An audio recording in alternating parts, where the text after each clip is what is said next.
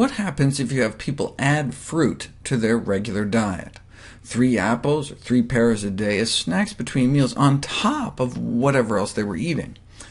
Fruit is low in calories, but not zero, so if you add food to people's diet, even healthy foods, won't they gain weight? No, they lost a couple pounds. Maybe it was all that fiber? If you remember, we learned our gut bacteria can create anti-obesity compounds from fiber. That's why they also had a cookie group. 3 apples, 3 pears, or 3 cookies with enough oats in them to have about the same amount of fiber as the fruit.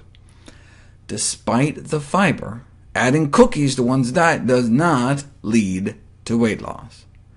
They think the weight-reducing secret of fruit is its low energy density, meaning you get a lot of food for just a few calories, so it fills you up.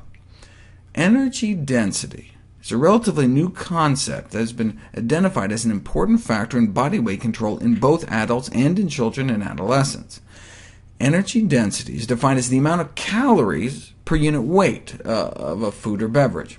Water, for example, provides a significant amount of weight without adding calories. Fiber, too. Thus, foods high in fiber and water are generally lower in energy density. On the other hand, because dietary fat provides the greatest amount of calories per weight, foods high in fat are generally high in energy density.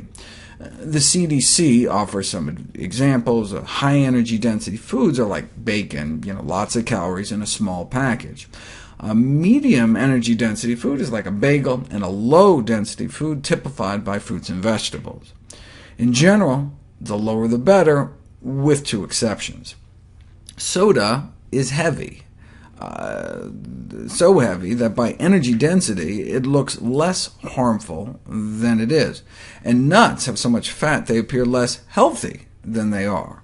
Otherwise, though, the science supports a relationship between energy density and body weight, such that consuming diets lower in energy density may be an effective strategy for weight control. This is because people tend to eat a consistent weight of food, so when there's less calories per pound, calorie intake is reduced. A small drop in energy density can lead to a small drop in weight, and the greater the decrease in energy density, the greater the weight loss. Energy density can be reduced in a variety of ways, such as the addition of fruits and vegetables to recipes, or by lowering the fat or sugar content. And indeed, that's how we evolved, eating predominantly low-energy density foods, such as fruits, vegetables, plants, and tubers, starch-filled roots like sweet potatoes. The first study to emphasize how fruits and vegetables could affect energy density and food intake was conducted more than 30 years ago. Researchers were able to cut people's caloric intake nearly in half, from 3,000 calories a day down to 1,570, without cutting portions, just by substituting less calorie-dense foods, which means lots of fruits, vegetables, whole grains, and beans, compared to a high-energy density meal with lots of meat and sugar. Nearly half the calories, but they enjoyed the meals just as much. They tried this in Hawaii, putting people on a traditional Hawaiian diet with all the plant foods they could eat. Lost an average of 17 pounds in just 21 days, resulting in better cholesterol, triglycerides, blood sugars, and blood pressure. Caloric intake dropped 40%, but not by eating less food. In fact, they lost 17 pounds in 21 days eating more food, 4 pounds of food. But because plants tend to be so calorically dilute, one can stuff oneself without getting the same kind of weight gain. And the energy density of foods is of interest for weight management, not only because it allows people to eat satisfying portions while limiting calories, but also because reductions in energy density are associated with improved dietary quality.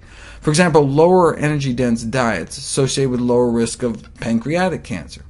Lower energy density foods tend to be healthier foods, so we get the best of both worlds.